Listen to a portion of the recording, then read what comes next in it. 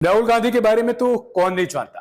राहुल गांधी आज के समय की राष्ट्रीय कांग्रेस पार्टी के सर्व महान नेता और इस प्रकार से हम कहें तो पार्टी के आला कमान भी है। सबसे बड़ी बात है कि राष्ट्रीय कांग्रेस पार्टी उनके परिवार की पार्टी है। नमस्कार, फुल एंड फाइनल आप देखना शुरू कर चुके हैं। इस पार्टी पर उनके परिवार वालों का वर्चस्व स्थापित रहा है।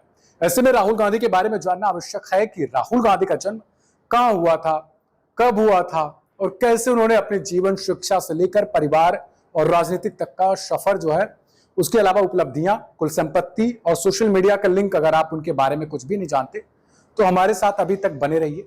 चलिए शुरू करते हैं।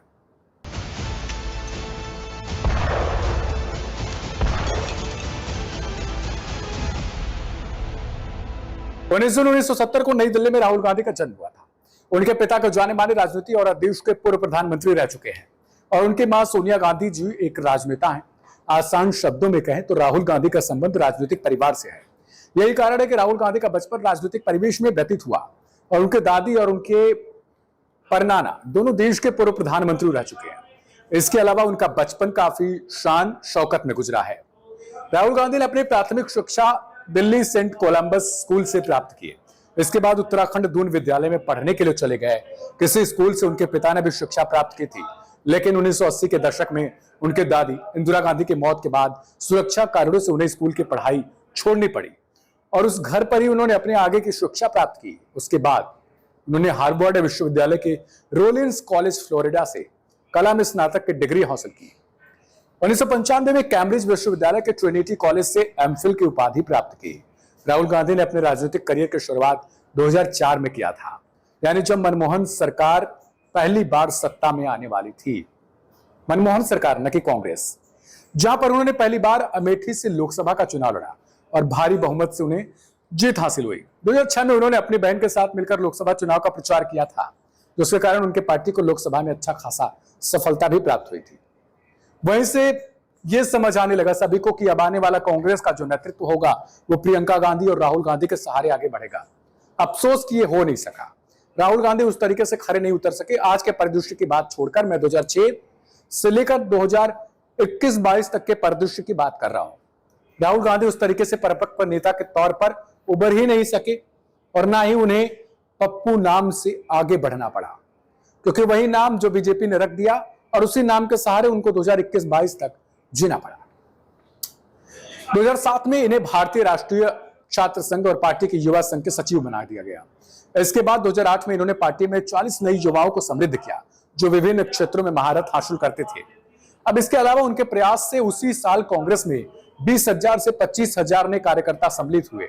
राहुल गांधी को अपना आइकॉन मानते थे और उनके विचारधारा से प्रभावित थे। 2009 में लोकसभा का चुनाव हुआ और उस समय दोबारा चुनाव में लोकसभा के सदस्य अमेठी से चुने गए। चुनाव में उत्तर प्रदेश के 80 में से 20 सीटों पर कांग्रेस पार्टी ने कब्जा जमाया। अब आज के परिदृश्य के हिसाब से बात करें तो कांग्रेस पार्टी यूपी में नदारद है। सत्ता ही सपरचट है उसकी यूपी में, बल्कि समाजवादी पार्टी और बसपा ने कुछ हासिल कर लिया, कांग्रेस ने अपना वजूद ही खो दिया। 2011 में इनके राजनीतिक करियर का कठिन समय आया, जब ये उत्तर प्रदेश के परसौल गांव में वहां के किसानों के साथ राजमार्ग के लिए कृषि भूमि अधिग्रहण मामले में विरोध प्रदर्शन कर रहे थे, तो उन्हें जिला प्रशासन द्वारा गिरफ्तार कर लिया गया। 2012 के उत्तर प्रदेश के विधानसभा चुनाव में उन्होंने पार्टी के लिए काफी अधिक मेहनत और जनसभाएं की, जिसकी बदौलत पार्टी ने उत्तर प्रदेश में 28 सीटों पर कब्जा जमाया। ये 28 सीटें उस समय संजीवनी थी, क्योंकि यूपी में विधानसभा चुनाव में हमेशा से कांग्रेस नदारद दिखी है। सत्ता ही खत्म दिखी है, सीटें ही खत्म दिखी है। ऐसे में 28 सीटें बहुत बड़ी थी, लेकिन आज के हिसाब से बात की जाए तो 1, 2, 3, 4 सीटें ऐसे गिनने में लगते हैं कांग्रेस को। राहुल गांधी का पावर तब देखा गया जब उन्होंने मनमोहन सिंह के एक पार्टी के द्वारा देश के प्रधानमंत्री बनाए गए थे।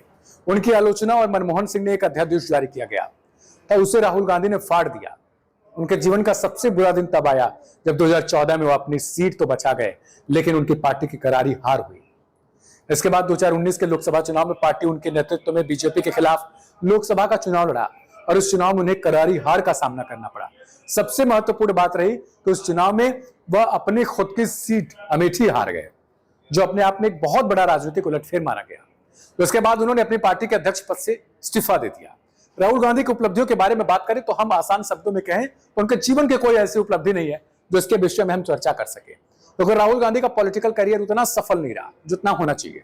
उन्होंने अपने पॉलिटिकल करियर में ऐसी कोई चीजें हासिल नहीं की जिसके बारे में कोई भी चर्चा मीडिया हाउस के द्वारा किया जाए, और ना ही उनके बारे में कोई डेटा उपलब्ध है। इसलिए हम कह सकते हैं कि राहुल गांधी के जीवन की कोई विशेष उपलब्धि नहीं है।